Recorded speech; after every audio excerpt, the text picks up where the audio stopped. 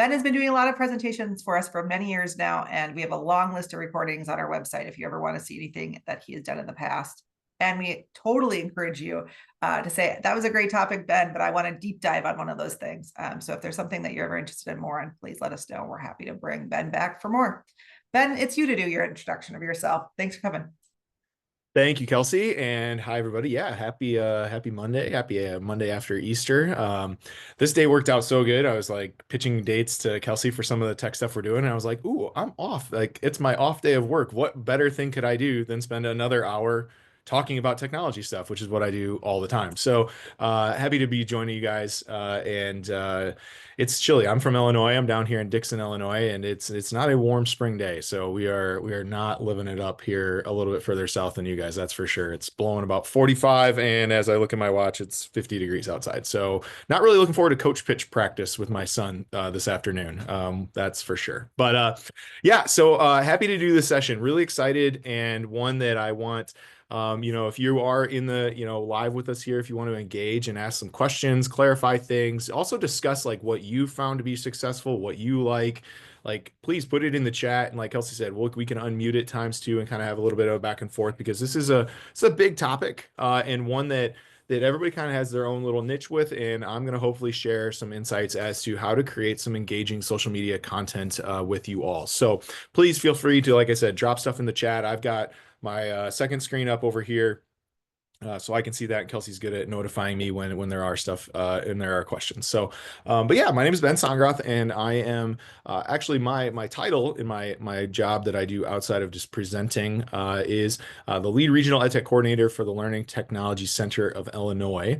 And so what I do is I work with schools and districts across the state of Illinois in all things EdTech.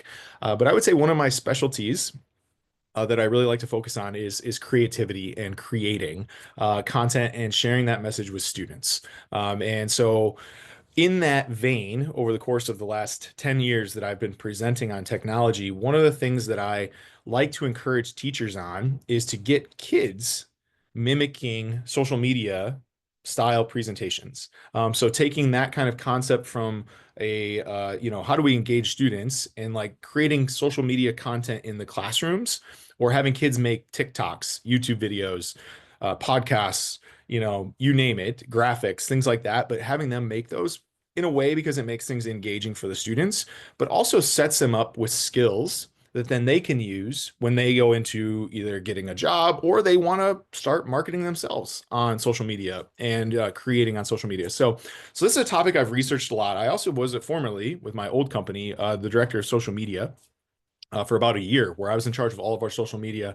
So did a lot of research and learning on how do you create engaging content. So that's me. All my socials are there. They're active in different ways, and we'll kind of talk about that actually on what they are. I'll be honest, the newest of all of those is my TikTok. That's not something that I'm like super active in yet. I kind of resisted TikTok for quite some time, and that was more because I knew if I got on TikTok, that was another time suck that was going to just like take my attention. And I was like, okay, I'm already invested in Instagram, in Facebook, kind of in YouTube. Like, do I really need to like invest in another social media app? But now that I'm on it, I'm like, okay, this is really fun. I get the rage. So we'll talk about TikTok in there too. So those are all my channels. I share intermittently across most of them. I don't follow a lot of my, like, I know how to be successful in them. And I'll be honest, one of the things that I'll echo in here is like, to be successful in social media sharing and marketing and things, you have to post a lot, and it takes a lot of work. And that's something that I often struggle with, is like, okay, what's the time commitment outside of maybe my own scope to post things and stuff like that on my own channels.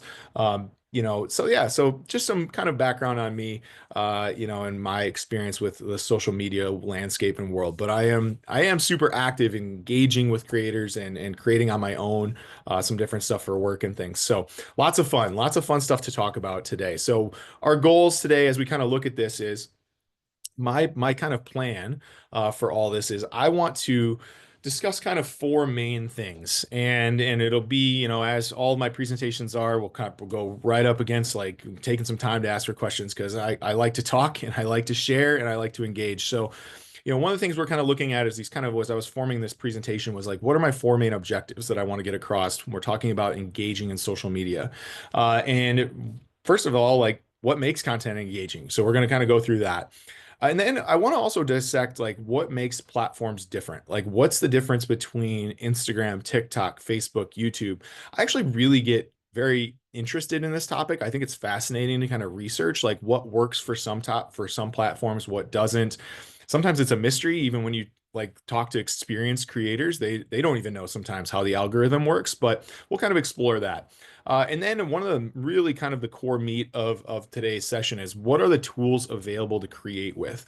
You might be familiar with some. Hopefully, I can share some insights as to what you're going to create with, why you would create in that tool over another tool. And go from there. So got some fun ideas there that we can explore. And then lastly is we're going to kind of look at some strategies for sharing your message. So what are kind of those things that you can look at and kind of elaborate on? That's very niche, and so it kind of might be some questions, overall questions, but it's just some food for thought that you can take back to your team, your groups, just internally, that you can discuss kind of mano a mano with yourself on how you can make engaging content and grow your social media presence. So that's our goals for today. Hopefully you guys have some fun and you learn a little bit. So, and as Kelsey said, I did get in and kind of look through the 3 groups that she sent me on Facebook, all really good Facebook pages. So that's awesome. And got some ideas on how, we kind of leverage some of that stuff too. So without further ado, let's get into the content. So I want to throw this first question out to you guys. Because I think this is important. You guys can put this in the chat. I want you to think through, like, as you're looking on Facebook, YouTube, doesn't matter what platform, TikTok, Instagram, what's your favorite brand or content creator that you follow?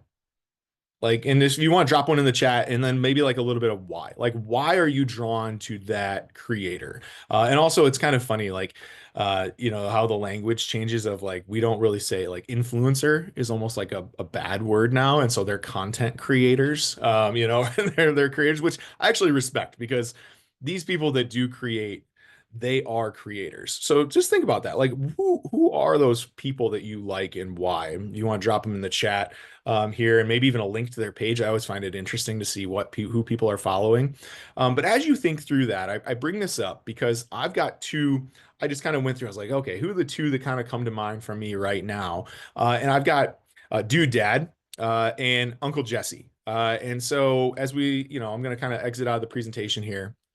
I've got a couple examples here as to like why these are, I think, kind of at the top of the creator spectrum. And then we can kind of model like what they do is like how they're successful and why we follow them. And then we can hopefully model some of that in our own content when we make it. So first thing here is Dude Dad, Taylor Kalmus. He's so funny. He's a comedian. He does a lot of digital shorts. And one of the things that you can look at here is I relate to him because all of his content is about being a dad and being a husband and being funny and silly and that's kind of how I roll with my life too, is like my wife and I have a really good relationship. We're silly back and forth with each other and that's what he does too. And as you kind of look at his page here, as we scroll down, he's got a very similar aesthetic.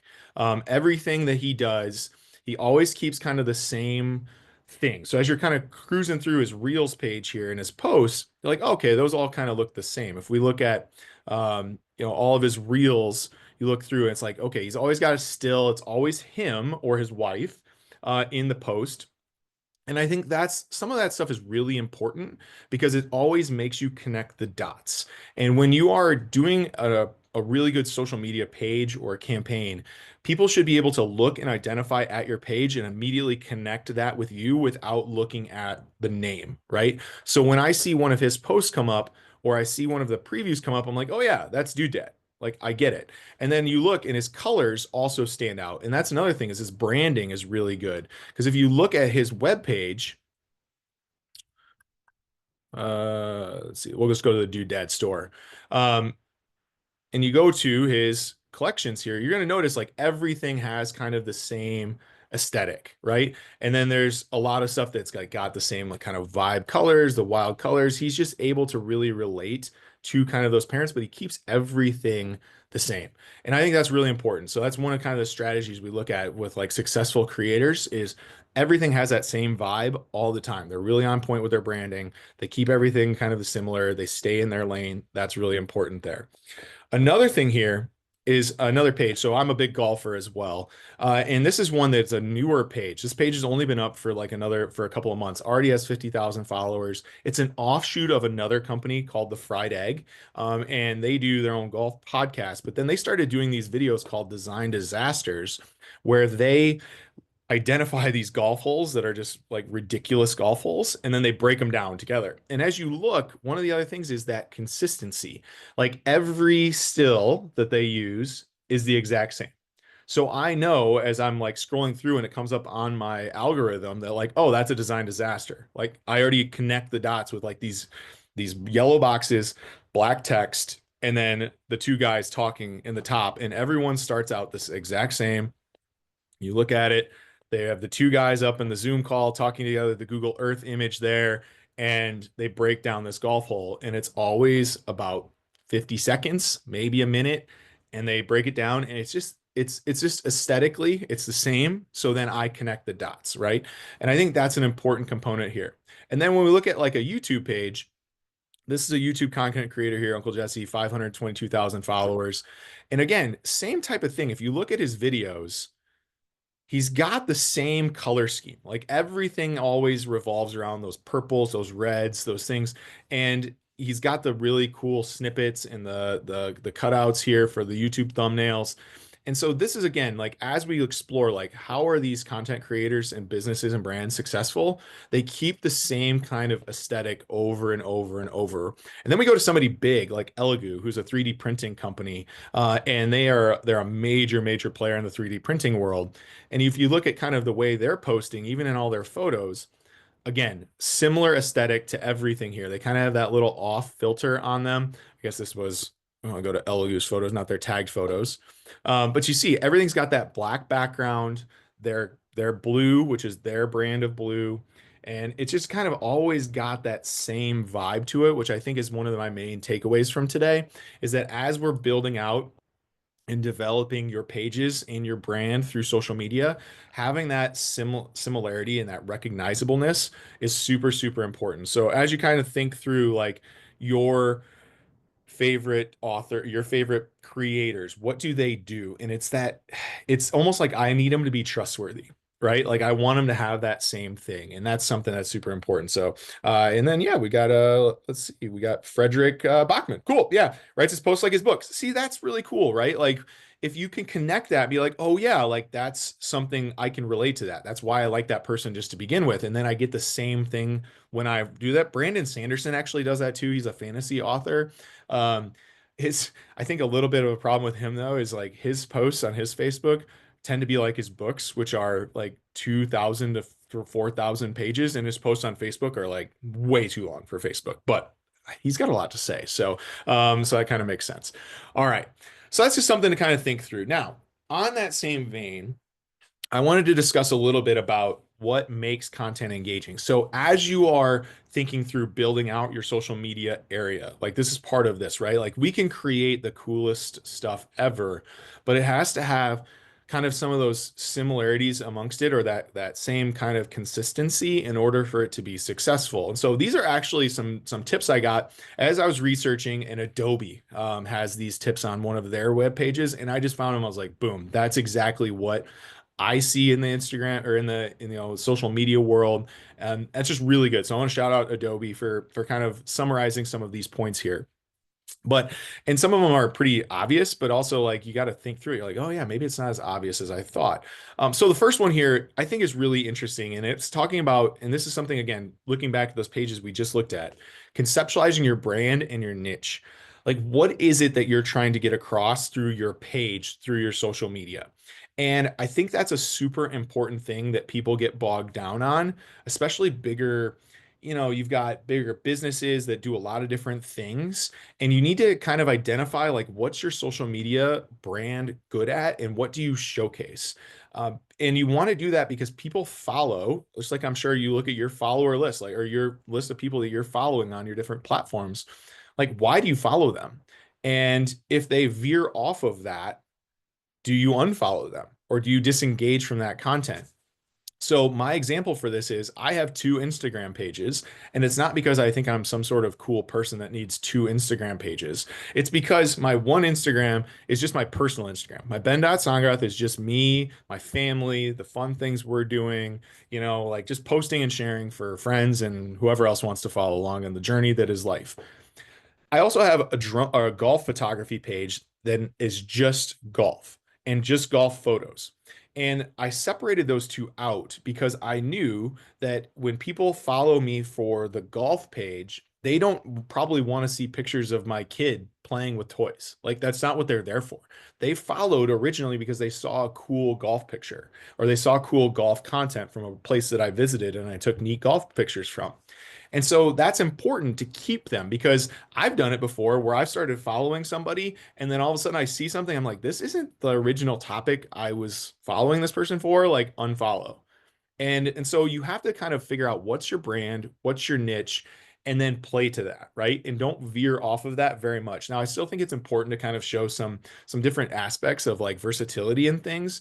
Like I'll show my son golfing every once in a while on my golf page, but it's not like I'm going to show a picture of him playing baseball, right? Because that's not really what we're there for. So that's something to kind of consider is like keeping that niche topic in there. Like Dude Dad doesn't veer off of like family comedy. Like that's what he does. Uncle Jesse's YouTube page doesn't veer off of 3D printing because that's what he does. And so that's important there. Similarly, in that same vein, you're looking at what is your target audience then, right? Like who are you trying to accomplish here? So I know we have like a charter school and that signed up for this. That's so like, are we trying to go for parents? Are we trying to go for students to kind of get them to come to our school? Are we trying to showcase like, or is it just informational? Or are we showing off what our school does? I think that's an important kind of thing to kind of identify there, like, because that's two different audiences, right? And sometimes when I work with schools on this, I also say, like, hey, you should have a page or part of your page showcasing like what the kids are doing for the community that you're servicing too, because they want to see the cool things that your kids are doing. So yeah, you can post like schools, out early today. That's important, but also demonstrating and identifying like the parents are our target audience or the community is our target audience. And what do we want to do with that? We want to share some of the cool things that our students are doing. That's important. Then, as we got to go through these, because I want to get through to all the content creation stuff here, um, optimizing the right social media channels. And then that goes with like the next one too, of like just like a very basic one of like creating exciting, marketable content. That's both, they go hand in hand because each platform, whether it be Facebook, Instagram, TikTok, all have a different aesthetic and they are going to be leveraged in different ways. We're going to talk about that on the next slide. But as we think through, like, what are we creating here? It seems silly to say, but I think it's important to like remember, like, the content's got to be good in order for us to post it and be engaging because it only takes a couple of bad videos or posts that are boring for people to kind of just hit the unfollow button or the unlike button. And we don't want that, right? We want to keep them there. And then similarly, like utilizing those channels appropriately. So we're not going to say like and I've started to see some people do this on TikTok and I kind of actually scroll through the videos quickly or, just kind of swipe up on them.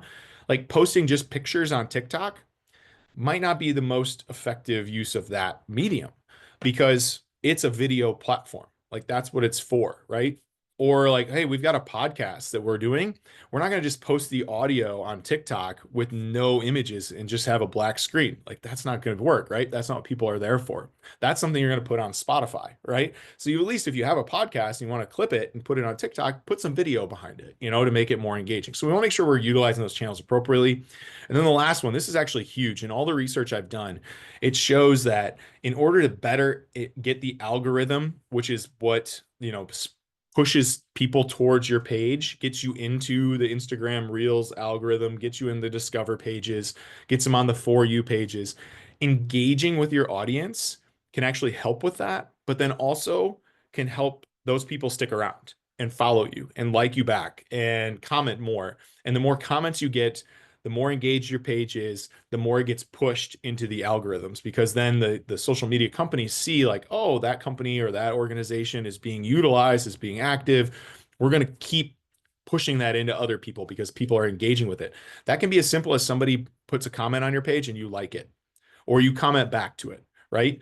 Doing that type of stuff really, really helps in making sure that you are engaging with your audience, getting them to stick around and having some fun with them too. Like I think that's kind of part of the fun, right? It's also where it gets a little dicey sometimes, depending on what you're creating, because the internet's kind of a mean place. And so hopefully you're going to have some trolls or some haters that might come out of the woodwork, depending on what you're posting. And that's when you can hit the hide comment button or, like delete the comments, and depending on what you're kind of trying to do there, it's a dicey world. But you do want to engage, especially with those positive comments, to keep it going. So those are just kind of some of those quick tips and tricks there as far as that goes. Now, building off of that, what platforms work for you? And I think this is a really important thing to kind of identify because I don't think you have to be active necessarily on every platform. Like not every platform is going to fit for every business or social media product or thing, right? Like schools might not be super active on TikTok because it's hard to create short videos because that's what TikTok is. It's short videos, voiceovers, tutorials, sketches, dances. And that's what TikTok is. It's all in that kind of 90-second to 3 minute. I think you can go up to 5 now, but like it's that short form video content that takes a lot of time to actually edit and push out. So maybe that's not the place to put like schools closed tomorrow, but it could be the place to put your business team or your business class in charge of going out and making a highlight clip of the basketball team or the football team or, whatever the dance team playing, performing. Like those types of things could work on TikTok, but that's going to be a different sort of avenue for you to go other than what you're maybe going to post on Facebook. You can still post and cross post that content, but you're not going to post like probably schools out on TikTok necessarily, unless you get creative with it, which could be really fun, right? Like, hey, we're going to make, you see principals singing sometimes and like those go super viral. That could be a fun thing to post on TikTok, right? So just kind of depends on how you want to do that. But also you want to make sure when you're posting, you're identifying like what platforms work, right? So TikTok, we're going with short form videos. Instagram, we're in that kind of creative zone of like images and videos. Over the last few years, they have been pushing more of the reels because they have been trying to play catch up with TikTok in the popularity of TikTok. And so to get more traction on your posts, actually, if you're looking to draw people in, so you're a business and you're trying to get people to come or you're trying to make people aware of your organization, posting short form videos is actually the best way to do that on Instagram. However, if you're trying to like showcase like how nice our place is or this is what we're doing here, I know we have like the art community in here, like we want to put some paintings up and everything like that, like absolutely, like still post those because Instagram is still a place where we have those photos that live on our page. But it's just been interesting that Meta has kind of shifted the focus of Instagram away from photography and more into image or reels. And the way people are actually getting around that is they're creating reels of their pictures. So it's still images, but they're like scrolling through and being creative in like transitions and things. And so they're still trying to get their pictures out there. They're just doing it a little bit differently, right? And that can be kind of fun. We'll show you some of those tools that you can use to kind of do that here in just a little bit. And then YouTube, this is one that I think people want to, post stuff. And actually, I should probably amend this too, because there's YouTube Shorts, which I don't hear a lot of adults maybe using. But if you're trying to get into the kid community, kids actually love YouTube Shorts. Like my son, like is because he doesn't have a TikTok account, he doesn't have an Instagram account, but guess what he does have? Access to YouTube, and so he can get on Shorts. So maybe you're trying to get some kids programming, and you want to reach the youth of the area, create some fun YouTube shorts. But for the most part, YouTube is going to be our place that we're putting longer form videos. Okay. So these are going to be walkthroughs, more scripted, but lots of energy, really interesting, but they do take a lot more work because you got to edit them more, got to have a little bit different equipment. You're setting up the shots differently and things like that. But YouTube can certainly be a place where you can share content. And you can also share stuff like this too, where we're doing screencasts, we're doing educational videos, anything that say is longer than that 90 seconds to 3 minutes, we can put that up on YouTube, and that's where people are going to engage with it. Now, it is interesting though that the average length of view on YouTube is still only around 2 minutes. So people tend to go to YouTube, find what they want, and then leave the video. And now it's even more so with the way that YouTube's AI can go in and break down a video and showcase what's happening and timestamp it. So when I need to know how to fix a pipe, I can skip the first 5 minutes of that video and go right to the part where it talks about, fixing the pipe, watch that 30 seconds, and then I'm out.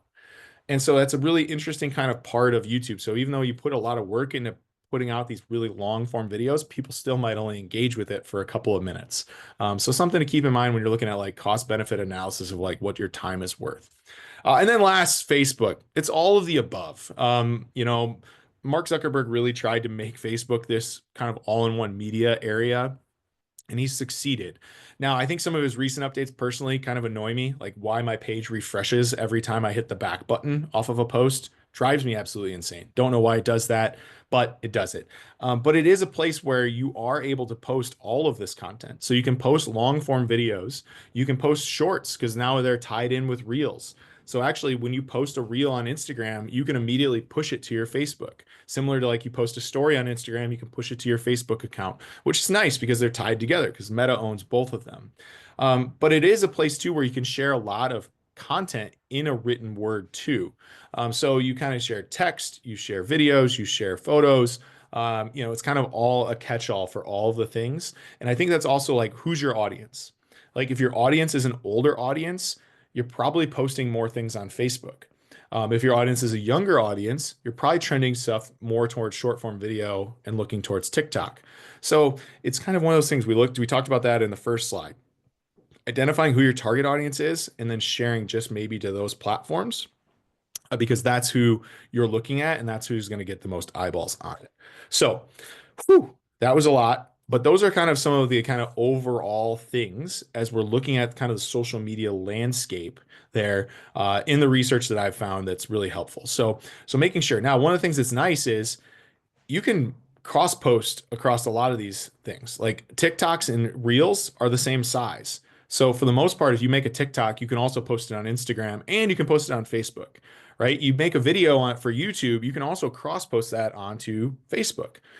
So some of the stuff that we're doing, you can certainly make sure that you are able to identify it, share it, and not have to recreate the wheel. And then I'll show you in some of these tools coming up how you make something one time, and then you can clip it to fit across all the platforms. So with that said, let's talk some fun tools. Okay.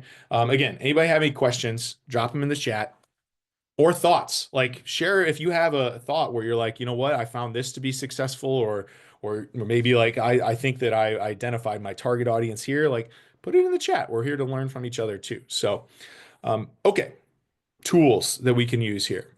So I came up with a list of 6, and there are certainly many more out there. I think these are kind of some of the more popular ones that people are kind of trending towards right now. They're also the ones that I have the most kind of familiarity with. So we're kind of going to break down each one of these in a little bit of detail. Obviously, we can go into creation on all of these tools almost for their full hour themselves. Like I do full day workshops on Canva. So to kind of narrow that down into 5 minutes is going to be a bit of a struggle, but we'll do our best. But Canva's amazing. CapCut is another video editing tool that I think is really great. Adobe Lightroom for image editing, and then all the Adobe tools as well. So you have a lot of Adobe tools, Photoshop, and others that you can use. I just kind of stick to Lightroom. I think it's kind of the easiest entry into image editing and creation. And then you can actually edit inside of TikTok and Instagram. So we're going to talk about that a little bit. Using your own phone to do some basic editing and quick sharing is super helpful. And then I wanted to kind of bring up ChatGPT. So I did an AI session. I've done a couple AI sessions, and they're really fun. And of course, they update right away. And so the one I did a month and a half ago is already like, I think I told Kelsey, like, it's going to be out of date soon. And sure enough, like, I don't know, 2 weeks ago, about 3 weeks ago, they launched an image editor or creator that is just absolutely mind-blowingly cool. So we're going to talk about how you might be able to use some of that to your advantage too. So fun stuff. So let's talk Canva. If I do I have any, put it in the chat here if you're a Canva super user or you like to use Canva. Canva for me is probably my go-to when I want to talk to folks about designing and creating because it's pretty affordable. It's all web-based, which is super helpful. You can create for free, and you can create in a pro version too. So I would say if you're looking at this from a social media perspective, like investing in for your organization to get the paid version is something that is really helpful for a couple of different reasons. And I'll show you those. But first things first, I'm actually going to use Canva to talk about creating with social media too, because as you can see right off the bat, inside of Canva, when I log in, they have an entire tab here for social media. And one of those things that comes up right away is that they have this. Oh, good. You have the paid version too. Good. Because, yeah, it's really fun, right? But then this is the important part. If you look at this and you look at the design, you have right away in their, they're not even templates, they're just posts. But these are going to give you the appropriate size to share to the appropriate platform. And that's really important and something I think that a lot of people overlook. And that one of the things that I want to always make sure people know is when they're looking at this, when you share something on social media, you want to make sure it fits correctly. Because if it doesn't fit correctly, it doesn't look good. And social media is all about aesthetics, right? And we want to make sure that everything is aesthetically pleasing. So when you look at this, you see like I have a Facebook size post that's specific for Facebook post landscape. But then if I scroll over, there's also one for an Instagram post, and these are two different sizes. So that means when I open up one for an Instagram post and I bring it in, and Instagram just changed their size of their post too. For the longest time, it was a 1-1 box square. And it wasn't necessarily easy, but it was a pretty like, okay, I can box things in, I can filter it out, I can crop it. Now they've changed it to this 4-5, and it's just kind of blown my brain for the last couple of weeks since they made that update. But that's neither here nor there. So if we have this here, and then I'm going to just go ahead and duplicate this. Or you know what? I'm going to do this here. So I'm going to bring in just a picture. So I've got an upload here. Here's a good picture. This is from my drone workshop the other day. So if I wanted to put this into an Instagram post, I shot this picture with my drone in 16:9 widescreen, which means it is not going to fit appropriately in an Instagram post. You see, if I was to just take this, it would have all of this up here and all of this down here would just be black spots on the Instagram post. And that just doesn't look good, right? And so one of the things I always like to point out to folks when you're doing this is when you're taking pictures, you need to be cognizant also of like what platform am I going to be sharing these to?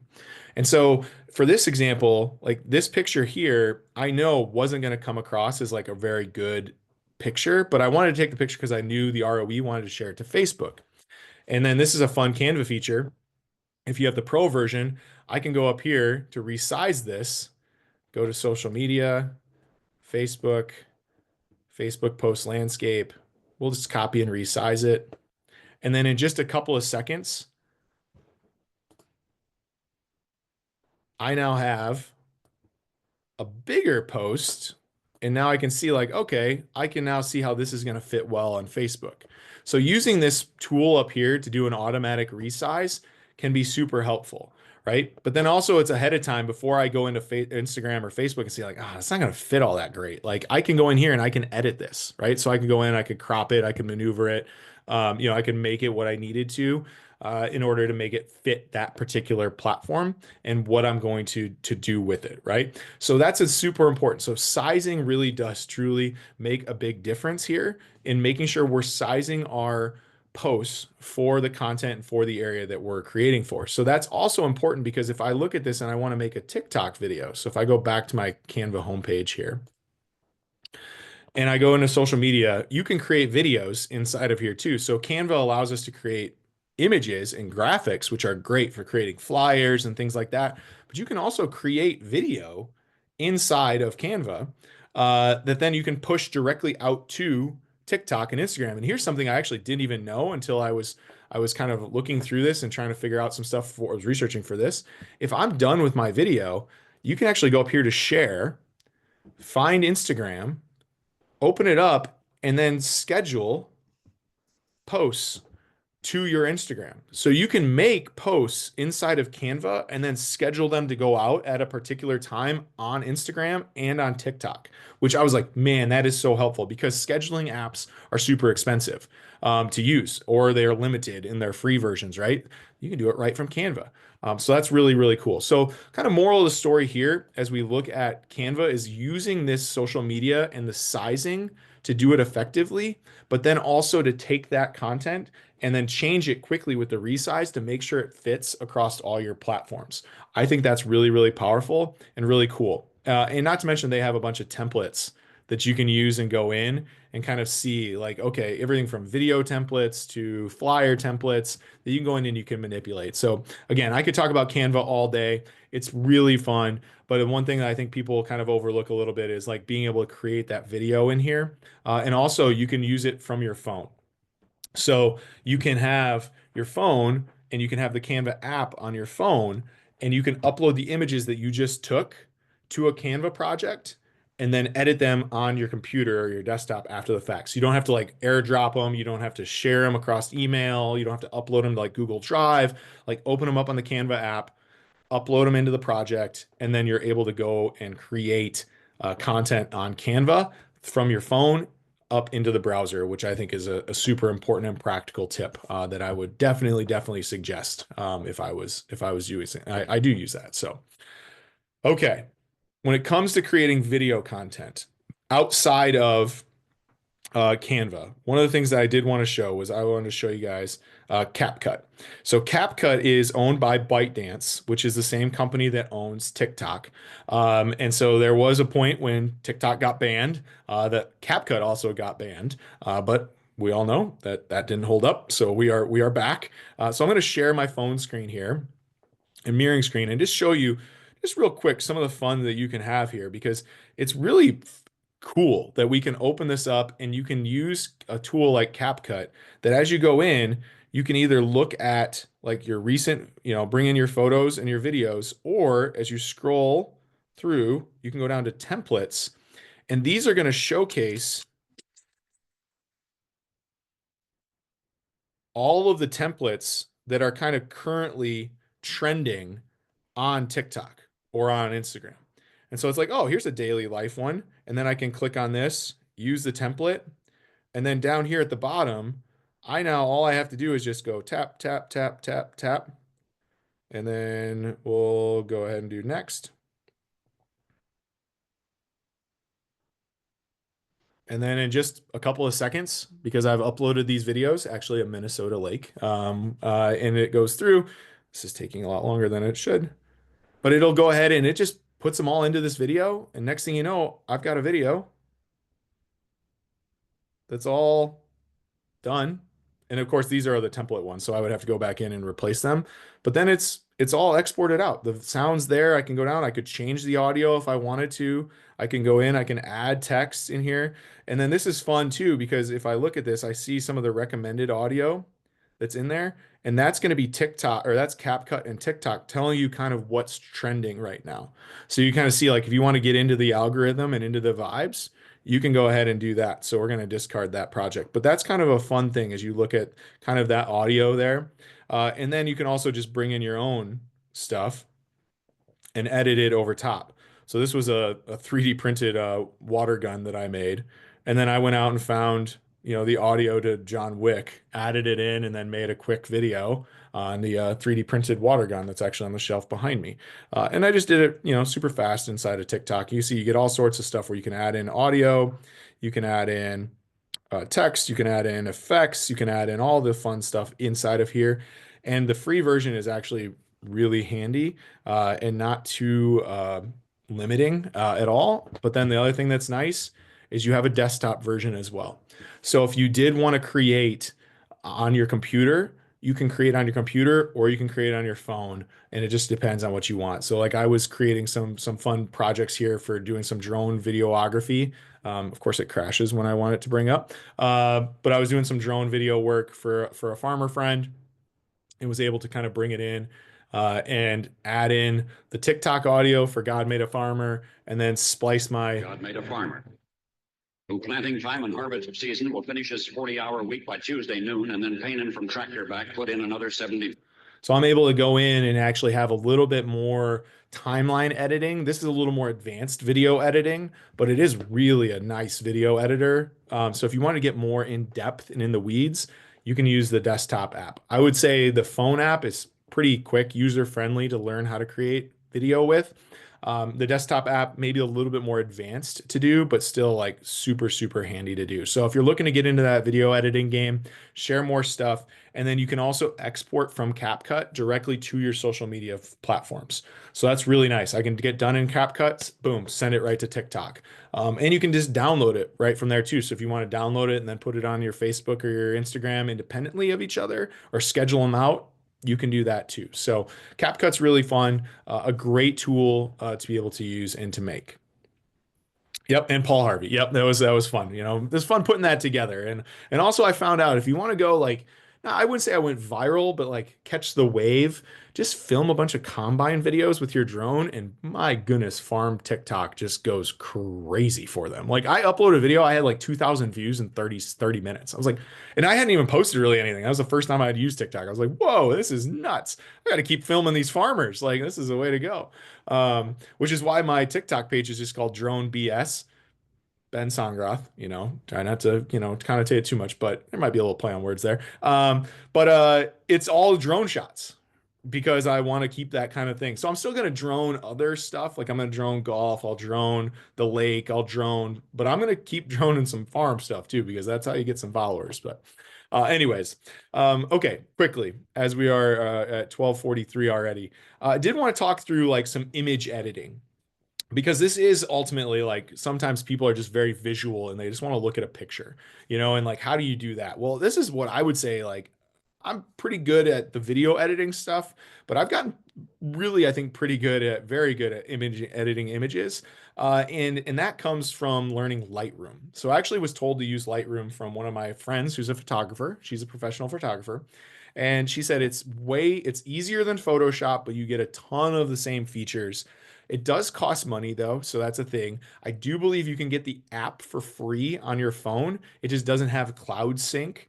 So like right now, I can have an image on my phone and on my desktop, and I can get access to like all of these albums through Adobe's cloud imaging, which is really nice because I can upload things, edit them on my phone, and then be able to, you know, send them back out. So, you know, that's super helpful. But one of the things you're able to do in here is, and I want to point this out in this particular example. So this is actually the same picture, this one and this one. The difference is I was able to use the crop here and go in, and this is back when Facebook was still, or I'm sorry, Instagram was still 1:1 when I was editing these photos, but I was able to go in and crop it to the right size for Instagram and then able to export that picture out so it fit the Instagram image appropriately. Because if I was going to take just the full size image here, you can see this is even cropped down. But if I was to take this full size image here, it's not going to look good. It's going to have black spaces on the side. It's not going to fill up my Instagram page and look effective. So just using something simple like crop and going to your aspect ratio and then looking at like, what am I trying to share it to? Now with Instagram, I could do the 4:3, and that's actually going to be the right size as opposed to 1:1. But then I can pinch in, zoom, and then I can export it out of here. So along with all of the editing tools that you can use, and then also there have this thing called presets, which are amazing. So like I have these user presets that I can go in and I can just like copy and paste, and I don't have to edit each individual photo. If I've got it the way I like it, I can just use these presets and just go to town on them. So I can edit a whole 20 pictures in 30 minutes, maybe less, you know? And I would say I'm still not like a super user of this, but like I'm getting pretty good at it. So it's really fun. And it also like this is Northern Michigan and no filter needed for some of these. Like I edited them a little bit. The sun was just amazing that day. But so I would encourage you guys that you can also see how like I've got them all organized over here, which helps. Like these are all the golf courses that I've gone to. So I can go in and I can look for a picture from Lasonia. So it's a nice way that I can edit photos too. but also keep all of my photos organized in one spot, because Google Photos is great, but when I want to share things out through social media, keeping things in a spot that is, able to be edited and then exported out can be super, super helpful. So, so Lightroom is that tool there for me for photo editing that I think is really fun. Okay, so I want to just point out again, 12:46, aware of time here. I'll share my phone again, because one of the things that I did want to point out was you can just edit off of TikTok and Instagram, and there's a couple of benefits to that. So I think if you're going to get really nitty gritty with each one of these, like editing these based off of, so we'll go to my golf page here, and you go in and you look, and one of the things that's nice is inside of this, if I go down here to the bottom, so you can see where my cursor is, right now I'm editing a post. And this is actually a good example of why you would want to edit the post, because like if I was just going to post this picture of my two boys opening up their Easter baskets yesterday, like it's going to have that black space here and here.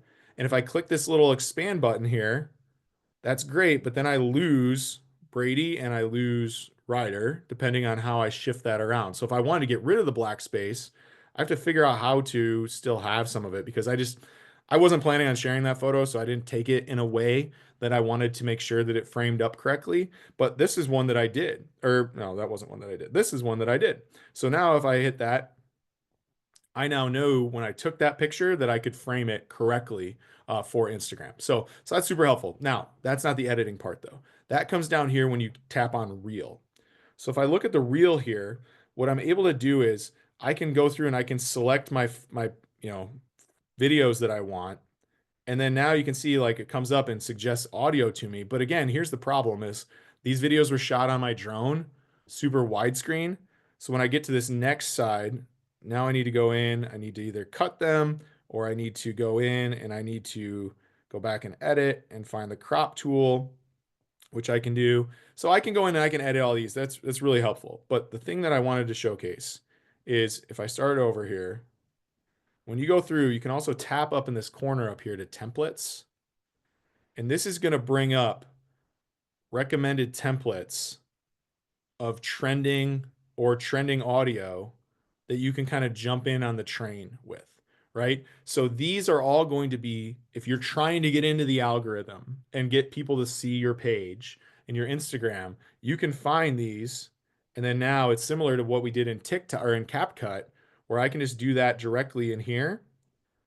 And then I have it, you can see it looks very similar to CapCut. I've got all the clips down here and I can add that in. So I actually did this yesterday in prep for today on my personal page. I found this one. It was Avicii. I love Avicii.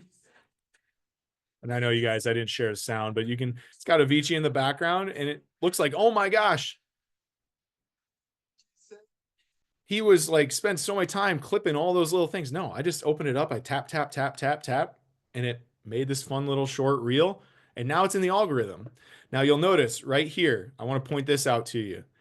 If you see this little up arrow on any sound on an Instagram reel, that means that sound is trending. And so if that is trending, that means that you get thrown into the algorithm and it's more likely to get views than a sound that's not trending.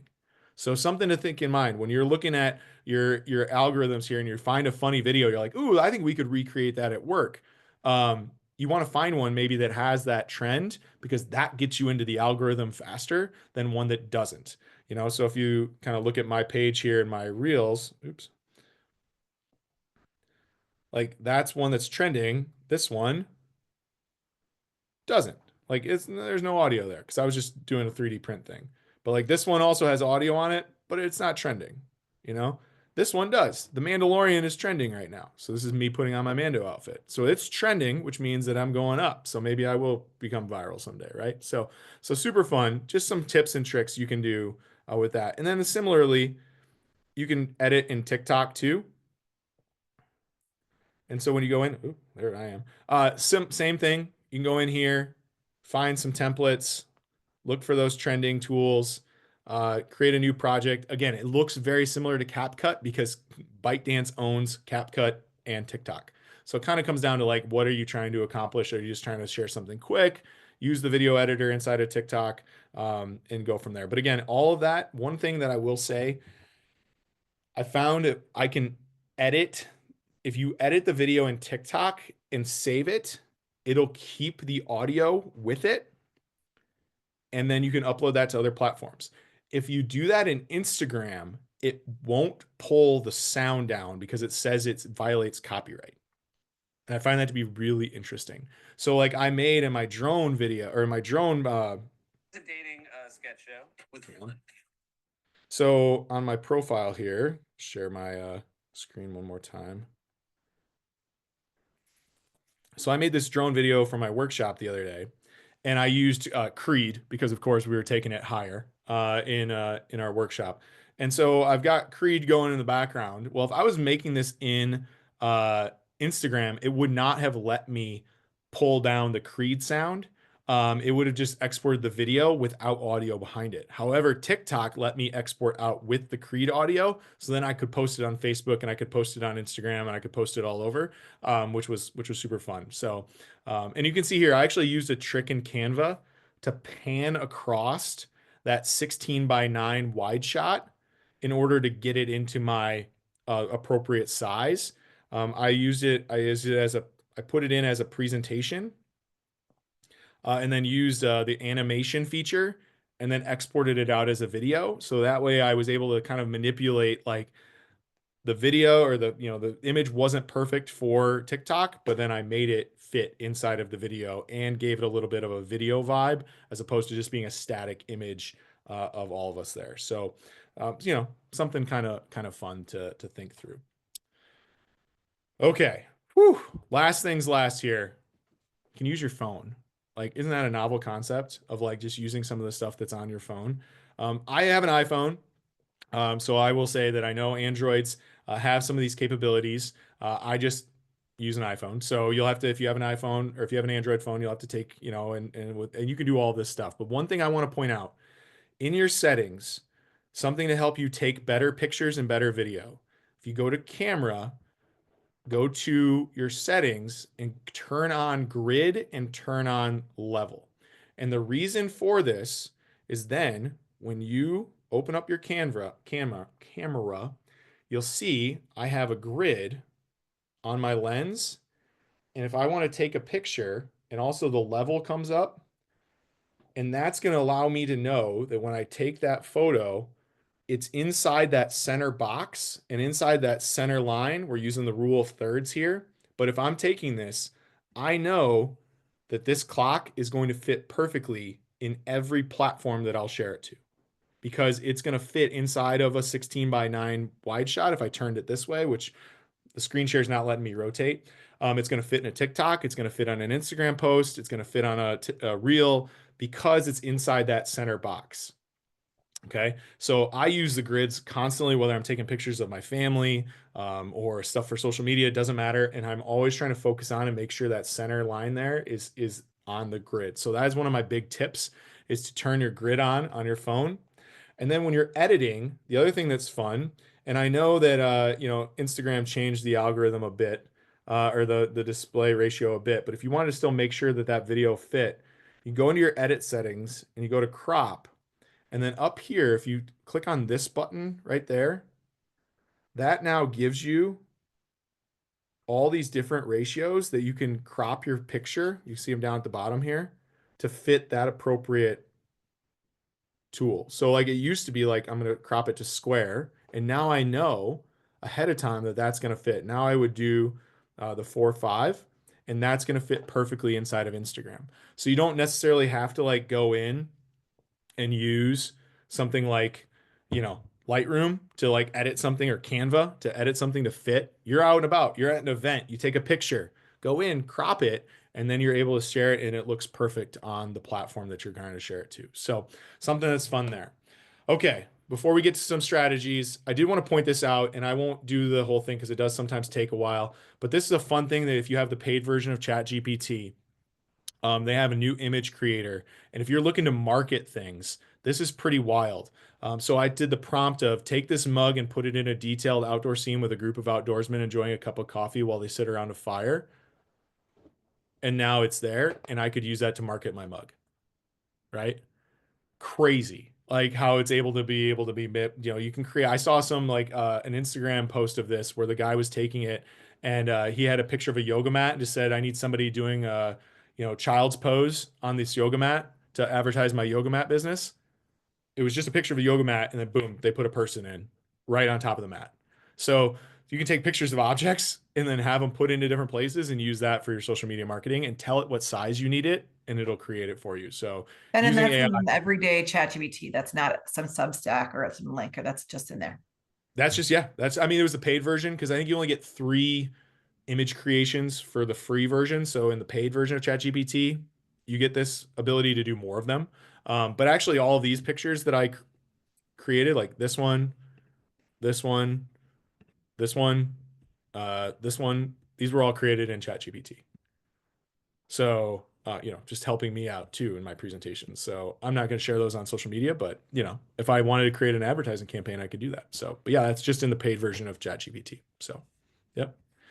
All right. Lastly, just a couple of quick strategies, and then I'll stay for a couple of questions if anybody has them. But consistency.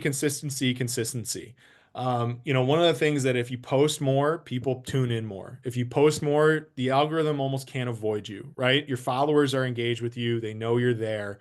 How many times have you gone to a business's page just to see if they're open, right? Like, are you an active business? Well, they haven't posted anything for 4 months. They might still be open, but they're not active. I might not call them, right? So building out consistency. So posting daily, posting every other day, that helps get your message out there and gets people to follow and to follow along and understand what you're trying to do. Then the last one here, I think these two go hand in hand, but being authentic over being perfect. That's something I've struggled with, especially like in the photography world of like, I want to make sure all my pictures are edited really well before I share them. And then I end up not sharing them because I'm like, oh, I didn't have time to edit them. And I need to get over that, right? Like I need to stop having like a thing where I'm trying to compare myself against other golf photographers. Like just post it. People will like the pictures. They don't have a drone, so they like seeing views from your drone, right? So be authentic. I think that's where you're drawn to the most content creators too, are the people that are authentic. I go back to like Uncle Jesse, the 3D printing guy, seems like a normal dude. Like I like the way he talks. He seems normal. Dad, same thing. It's like I relate to him, right? I think he's authentic. He's not fake, and that really means a lot. So making sure your voice is authentic through what you're sharing. Share the good and the bad, like share it all. I don't think you need to share all the bad. Like if you're a school, you're not sharing like, oh, so-and-so was suspended for 7 days today. You can't do that anyways, but like, you don't want to share that. But like sharing like everything, right? Like being authentic is important there. And then the other thing is like, these are kind of fun, like adding value. Just make sure your page adds value, like what are you there for? What do you do? How do you help? Sharing consistent message in that value. Like, are you there to educate? Are you there to entertain? Are you there to inspire? Like, add value to people's scroll, and that stops them in their scroll, right? Sometimes that can just be a catchy hook, right? That's a catchy one-liner at the top. That's a catchy start to the video. That's using the trending audios that people are already engaging with, and that can be super, super important. So, all right, with that, that's my time. You can follow me if you want. Fun stuff there. Also talking about ChatGPT. That's me and my family as Pixar characters that I had them transform. Super fun. And if you have the paid version of ChatGPT, I encourage you to go in and mess around with it and create some fun images because it's really, really cool. It did kind of stop allowing you to create images of kids like this, but I was able to create a whole bunch in the first 3 days it was up. And then it started like saying like, no, we won't transform kids anymore. I was like, shoot, but I had so much fun turning our family into different Disney families. So, And I would all say right. that if you're planning on using ChatGPT, keep in mind how many pictures you need to do at a time. Because if you're editing it, it counts those edited versions of it. Oh, yeah, sure. That makes just sense. important to think about maybe staggering your work if you're using that as a tool to create anything for marketing. I'm going to stop the recording and allow those that might have questions to hang out longer. For those of you that might need to shout out and go on to your day, please feel free to. We're so glad to have you here, Ben. What a great job. Always great to learn from you. And we're excited to have you back for the next one in the near future. And I don't even know what the topic will be, but we'll have something probably next month too. So Yep, we'll figure it out. Thank you, everybody.